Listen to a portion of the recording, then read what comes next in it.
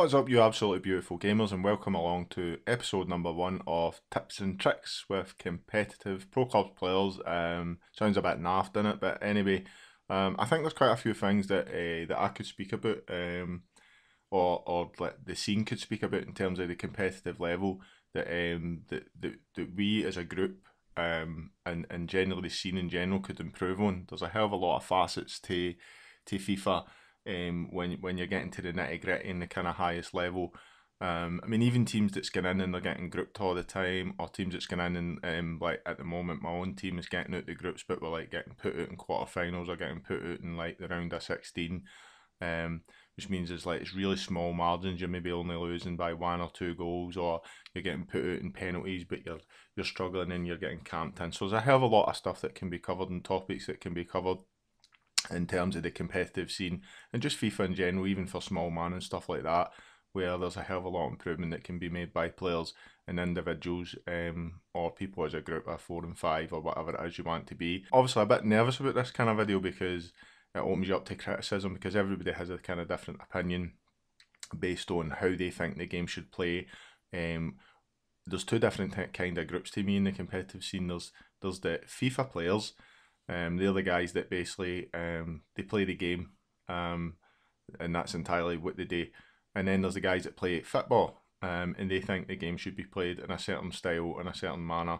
So you've two different styles. So again, depending on my style, depends on what my tips and tricks would be. So somebody in the FIFA camp, whereas I'm in the football camp, or if I'm in the FIFA camp and somebody else in the football camp, you're going to get like different opinions based on that.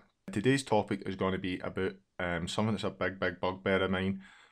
It's probably my number 1 on the list, and I think it might be a surprise to people because it's no snaking and people jumping about different clubs. It's no stuff to do with the game, because the game is the game. It's communication. Communication is something that really gets up my nostrils because I'm quite a heavy communicator.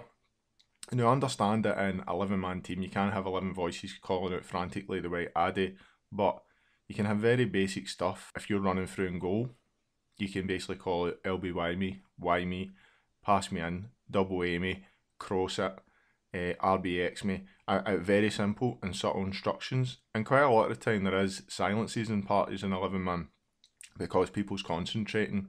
Now I'm going to give you some examples, or I'm going to give you one massive example. So if we take CSGO or we take Call of Duty for example, and we'll take Call of Duty because quite a lot of the FIFA scene are quite anti-competitive Call of Duty. I see quite a lot of the guys watching it. So if you've got two guys, two teammates, so let's say you've got Crimsix and Clayster, and they're running in to a building, and this building has 2 rooms. You've got a left door and you've got a right door, and behind these 2 doors is 2 opponents. So let's say it's Scumpy and it's Formal, right? So they 2 run in at the exact same time in the left and the right door. Clayster, who's on the left, kills Scumpy, but Crimsix runs in on the right at the same time and gets killed by Formal. They don't speak to each other, they don't say anything. But in the opposition side, Scumpy and Formal, they turn around and communicate.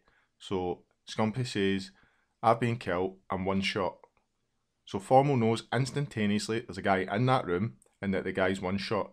Now, based on where he is, if he's 1 shot or no, he can either A, push into the room and kill him because he's not got a clue he's there, or he can wait and just pre-aim the door.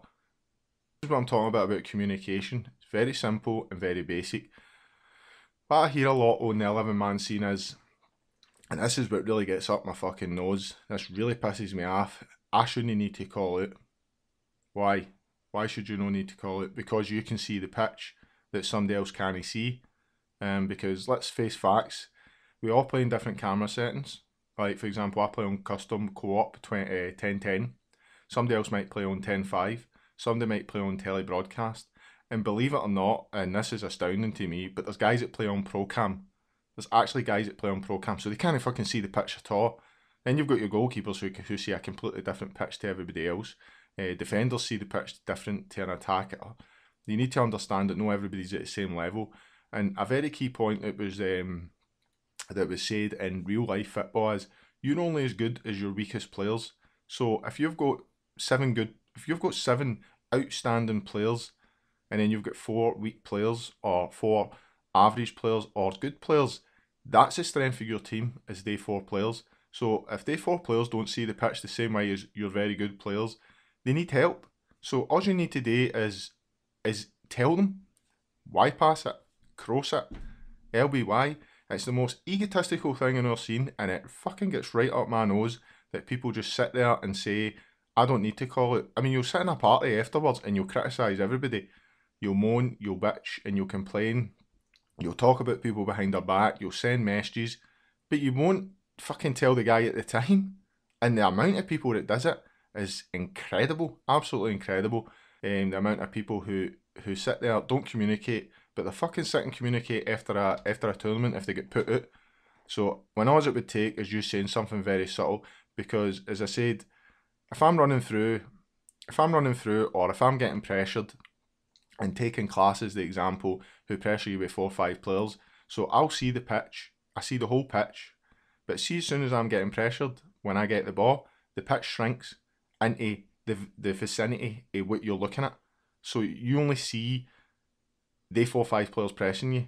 So a weak shout, one back, one to the side, dink it out, B-bot, X-bot, LBY it. All these things help you make your decision. Because you might be thinking, right, well, here's LB-bot to the side, but you might be getting pressure 3 guys to that side, whereas if a guy goes, by the way, LBY it to the left, you might be out, you might be through and goal, just because of that one call it. But no, you'd rather sit there and say, and when I say I'm generalising, you'd rather sit there and you would say nothing, and then blame the guy for getting pressed with 4 or 5 players, because let's face facts, the game's fucking shite. We all know the game's absolutely shite. We play it for the love of football and the love of 11 man. The concept of the game is better than the game. That's why we play it. So helping your teammates and helping that go that wee bit extra helps improve people. And that's all it takes. That subtle little change. So that's communication is key. It's key in everything. It's key in your workplace. It's key in your home. It's key in anything. And for some reason in the FIFA scene, nobody wants to communicate. You only get a few and far between guys that speak, and then other guys just sit there, they sit mute, and as I said, they just complain and bitch and moan. And I've been in the scene 10 years and it's never changed. Everything else has changed. Everything else has changed. But that one thing, communication has no changed at all. You get the same guys, and then you get new guys coming in and they learn off of they guys, and it's just the same fucking shit. People sitting there, and then it's all fucking messages about Discords and Skypes talking about how shite somebody is. Well, you didn't help, so at the end of the day, you're as shite as them and your ego is up your own arse because you won't communicate. I've ranted long enough. It's a big rant for me. It's the first time I've ever done a video like this, so obviously wee bit nervous about how it will be construed or how it will be received. I think it's a good subject matter.